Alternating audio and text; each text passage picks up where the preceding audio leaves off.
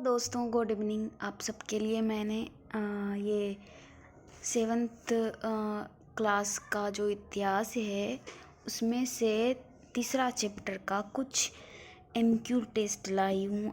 कुछ क्वेश्चंस लाई हूँ। ये एनसीईआरटी बुक का ही है जिससे मैं आप सबके लिए लेके आई हूँ। और ये क्या है मैं आपको बताऊंगी। और मैंने देखिए इसमें से पढ़ा हुआ है दिल्ली एक प्रमुख शहर के रूप में कब सामने आई थी, कौन सी शताब्दी में आई थी, ऐसा आ सकता है प्रीलिम्स में क्वेश्चन, इसलिए मैंने ये ऐसा लाया है। तो आप याद रख सकते हैं 12वीं शताब्दी में। और दूसरा क्वेश्चन है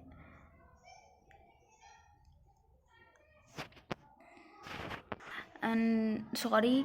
और ये दूसरा क्वेश्चन जो है मैंने ये लिख के रखा हुआ है, पर इसमें मैंने आप सबके लिए आंसर रखा हुआ है। आप लोग इसे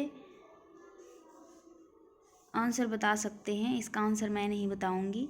और मैंने किस तरह से पढ़ा हुआ है देखिए इसमें से जो जो इम्पोर्टेंट हैं वो लाइन को मैंने हेडलाइट कर लिया है। और इसे आप नोट्स में भी नोट्स में लिख सकते हैं और उसे 2-3 बार पढ़ सकते हैं ताकि आपको याद रहे। और ये सल्तनत राजवंश के बारे में बताए गए हैं। कब से हमारे दिल्ली सबसे पहले मतलब कब से स्टार्ट हुआ था, कौन से शासक आए थे दिल्ली में शासन करने, तो उनके बारे में बताए गए हैं। और मैंने जो आप सबके लिए यहाँ पे क्वेश्चंस लाई हूँ देख सकते हैं आप दिल्ली के सुल्तान का। ये एमक्यू टेस्ट है जो कि इसमें टोटल क्वेश्चन 15 है। और ये टोटल क्वेश्चन 15 है, बस ओनली एक पेज का।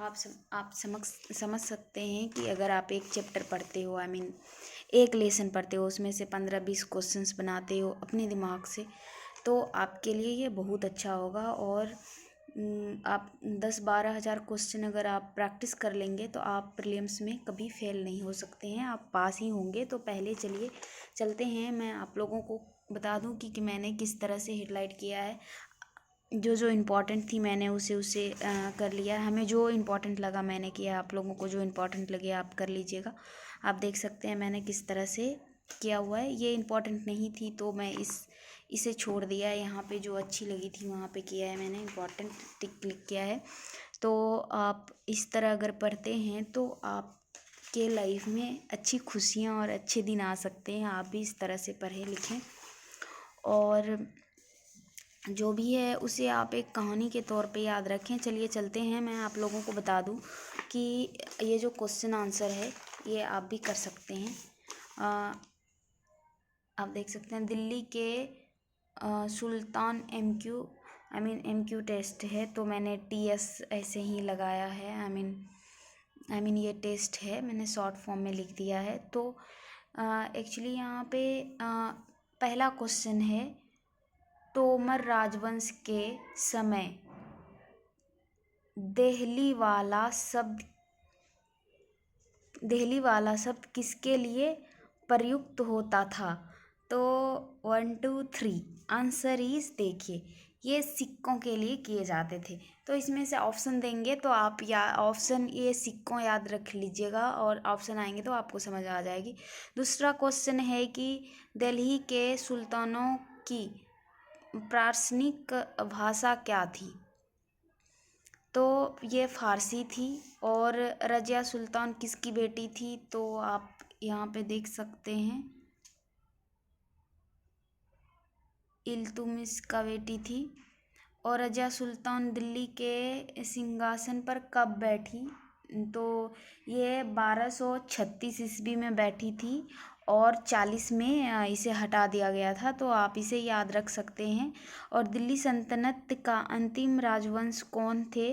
ये लोधी वंश थे। और मुगल सम्राट, ये छठा क्वेश्चन है, मुगल सम्राट हुमायूं को पराजित करने वाला शासक कौन था? तो वो शेरशाह सूरी था। और हौज खास कहाँ पर स्थित हैं? वो दिल्ली में स्थित हैं। ये 8वां था। और 9वां क्वेश्चन है, सतवां क्वेश्चन था, ये 8वां क्वेश्चन है, इब्र बतूता इब्न बतूत किस देश से भारत में आया था? तो आप बता सकते हैं किस देश से भारत आया था? तो मोरक्को से आया था। और दिल्ली सल्तनत में बाजार नियंत्रण की नीति को किस सुल्तान द्वारा लागू किया गया था? तो वो आपको पता है, ये अलाउद्दीन खिलजी है। और ये 10वां क्वेश्चन है, सबसे पहला तुर्की शासक कौन थे? तो तुर्की शासक कौन थे? तो आप बता सकते हैं कुतुबुद्दीन ऐबक। थोड़ा सा मिस्टेक हो गया मुझे बोलने में, तो आप अच्छे से बोल लीजिएगा। और ये है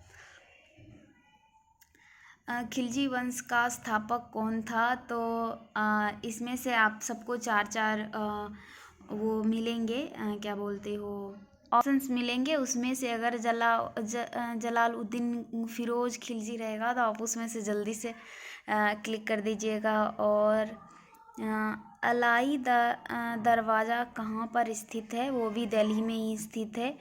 और दिल्ली सल्तनत के शासकों के वंश को बढ़ते हुए काल खंडों में विभाजित करें। तो मैंने इसको विभाजित करके लिख लिया पहले ही।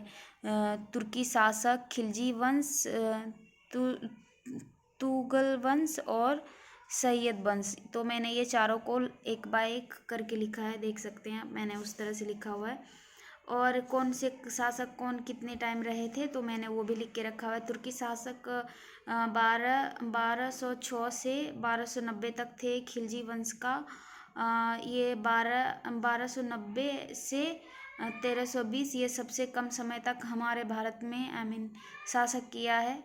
और तुगलक वंश 1320 से 1414 तक, और सैयद वंश 14 से 1451 तक। और ये चौथा नंबर का क्वेश्चन है, दिल्ली सल्तनत के अंतर्गत बंदरगाह शब्द किसके लिए प्रयोग किया जाता था? तो गुलामों के लिए किया जाता था। और लास्ट क्वेश्चन है, अंतिम क्वेश्चन है सांकेतिक ब्रैकेट में टोकन मुद्रा चलाने वाला सुल्तान कौन थे? तो ये मोहम्मद तुगलक थे।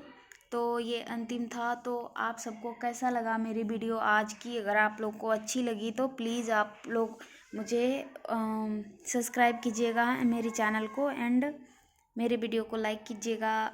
ये शाम के 6 बज रहे हैं। मैंने ये चौथा चैप्टर भी कंप्लीट कर लिया मैंने, आप देख सकते हैं। और मेरा 5वां चैप्टर स्टार्ट होने वाला है। तो मेरा यहीं से अभी 5वां चैप्टर के लिए देखिए मैंने चौथा चैप्टर भी उसी तरह से पढ़ा हुआ है। तो 5वां चैप्टर स्टार्ट है। अभी के लिए bye bye and good evening. फिर मिलेंगे दोस्तों कल। अभी के लिए बाय।